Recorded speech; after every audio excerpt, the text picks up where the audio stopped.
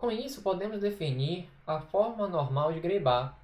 Uma gramática livre de contexto G está na forma normal de Greibar se cada uma de suas regras tem uma das formas. Variável de partida P gerando lambda, se lambda pertencer à linguagem gerada por aquela gramática, ou variável gerando terminal seguido de um conjunto de zero ou mais variáveis. Uma forma sentencial de uma gramática na forma normal de Greibar, com exceção de lambda, é da forma xy, onde x é composto apenas por terminais, e veja que x pertence ao fecho positivo de Kleene, e y pertence ao fecho recursivo do conjunto de variáveis. E qual o tamanho de uma derivação de uma palavra? Vamos raciocinar um pouco sobre essas questões.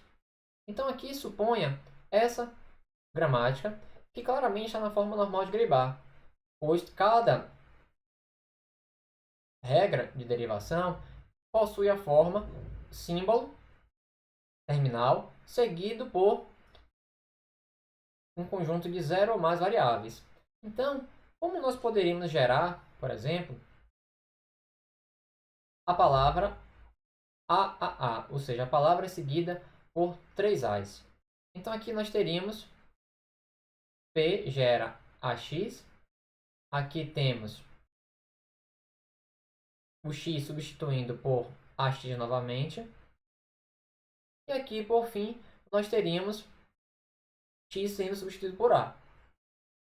E se nós quiséssemos gerar AA, então nós teríamos AX sendo substituído por A. Então com isso, pergunto, qual o número de passos para gerar essa palavra e essa? Então, nessa gramática, nós temos a intuição de que em cada passo da derivação, nós vamos adicionar, fazer surgir, digamos assim, um símbolo terminal. Então, se uma palavra W ela possui tamanho n, então nesse contexto nós temos exatamente n derivações necessárias, pois a cada derivação nós geraremos um símbolo terminal. Porém, vamos analisar esse cenário aqui. Então, vamos gerar, por exemplo, três A's. Então, teríamos AP, AAP, AAAP, e agora, então, gerando lambda, AAA, lambda. Então, veja que nós tivemos quantas derivações? Uma, duas, três, quatro derivações, sendo que a nossa palavra possui tamanho igual a 3. Então, com isso, deixo essa provocação para que você reflita se realmente o tamanho será igual a n e o que diferenciou essa linguagem para essa segunda linguagem. O professor Newton, no seu livro-texto, na página 190, ele discute um pouco sobre essa questão. Então, existe um processo de transformação para a forma normal de Greibar. Então, seja com o primeiro passo, justamente aplicando aquele protocolo apresentado pelo professor Newton, nós podemos obter uma gramática livre de contexto equivalente à gramática original, tal que essas condições serão satisfeitas.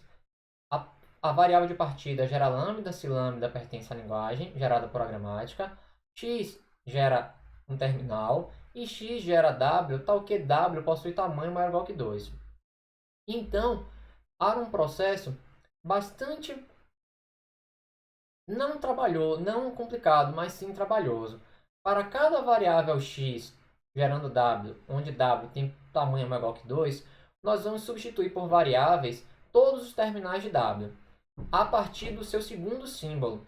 Com isso, vamos obter regras da forma x gerando y, onde y pode ser variável ou terminal, e obrigatoriamente y vai pertencer ao fecho positivo do conjunto V, pois justamente tudo que era terminal nós substituímos por variáveis e colocamos do segundo símbolo em diante dentro desse novo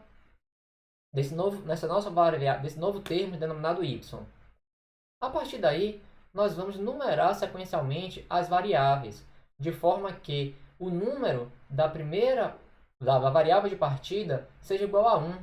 Então, você vai definir uma ordenação qualquer respeitando essa condição. E, para cada variável a, começando com p, na ordem dada pela numeração, então por isso que vai ser importante a numeração, fazer esses dois procedimentos enquanto possível. Se existe a gerando by com y maior ou igual que 1, tal que o número de A for maior do que o número de B, vamos substituir por B. Se existe A gerando azão y para comprimento de y igual que 1, vamos eliminar essa recursão à esquerda. Depois que nós não pudermos mais aplicar esse passo, então vamos sair desse loop e vamos para o próximo passo. Seja B a variável de maior número, em que há a regra da forma B gerando C, y, substituir C. Repetir até atingir a variável P. E, a partir daí, para regras da forma Z gerando a y, em que Z é variável nova criada, eliminando-se recursão à esquerda, nós vamos substituir A. A partir daí, aplicando, como nós vimos, esses passos trabalhosos, que não são complexos, nós podemos eliminar. Então, aqui o professor Newton apresenta justamente essa gramática original. Vejamos que ela não está na forma normal de Gray-Bar. E então, ele adota a seguinte numeração. A variável de partida A é 1, B é 2 e assim sucessivamente. E com isso, ele vai aplicando inúmeros passos.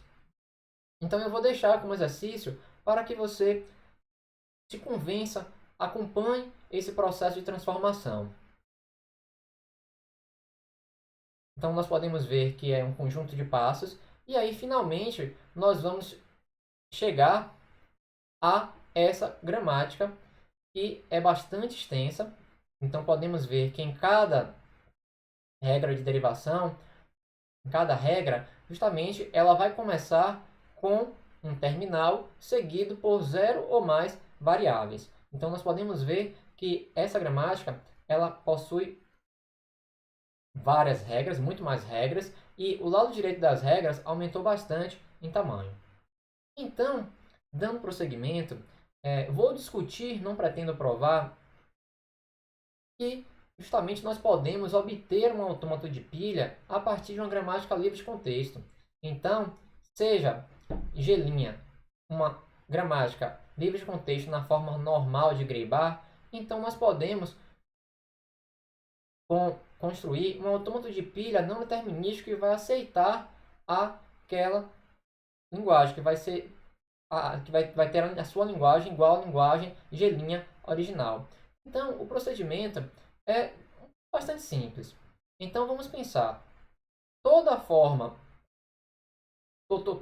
regra de derivação na forma normal de Gray-Bar, ela vai ser da forma terminal, concatenado com um conjunto de 0 mais variáveis. Então, se houver uma regra dessa forma, x gerando a, que é terminal, y, que é um conjunto de variáveis, nós vamos fazer uma transição consumindo a, desempilhando x e empilhando y. E, no caso, aqui no estado inicial, nós vamos fazer uma transição justamente colocando o quê? Lendo lambda, desempilhando lambda e empilhando a variável de partida. Então, observe que, a partir disso, é como se nós estivéssemos utilizando a pilha para simular o processo de derivação da gramática na forma normal de Gray-Bar.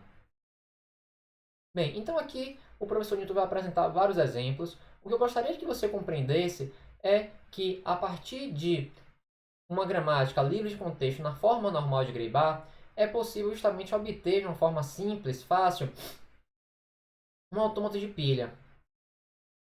E também temos a possibilidade de, a partir de um autômato de pilha, obter uma gramática livre de contexto.